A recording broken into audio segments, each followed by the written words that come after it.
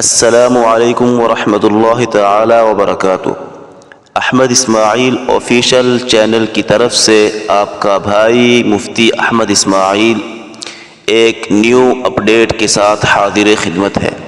آج ہم بات کرنے جا رہے ہیں لاس اینجلس میں بڑھتی پھیلتی خوفناک آگ کے بارے میں۔ 7 جنوری کو لگنے والی آگ پر تاحال قابو نہ پایا جا سکا ہے۔ اس سے پہلے ہم بتا چکے کہ لاس اینجلس کے جنوبی علاقے میں آگ نے بہت تباہی مچا دی ہے۔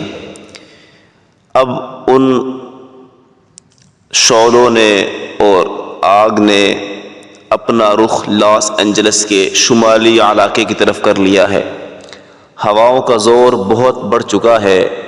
لاس اینجلس کے شمالی علاقے میں 25,000 افراد کو نقل مکانی کا حکم دیا جا چکا ہے۔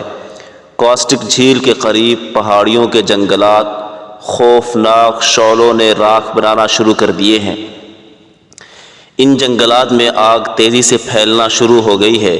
صرف چند گھنٹوں میں 5,000 سے زیادہ ایکڑ رقبے کو آگ نے اپنی لپیٹ میں لے لیا ہے۔ تیز اور خشک ہوائیں آگ کے پھیلنے میں مدد فراہم کر رہی ہیں۔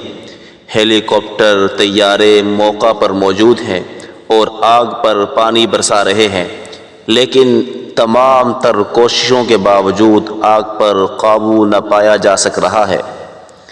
آئندہ کیا ہونے والا ہے، کیا ہوگا، کیا امریکہ کا وجود روئے زمین پر باقی رہ سکے گا یا نہیں؟ ایسی مزید اپڈیٹ کے لیے آپ ہمارے چینل کو سبسکرائب کریں، بیل آئیکن کے بٹن کو دبا دیں۔ اس سے یہ ہوگا کہ ہر آنے والی نئی تازہ اپڈیٹ آپ کو ملتی رہے گی، جس سے آپ حالات حاضرہ سے باخبر رہیں گے۔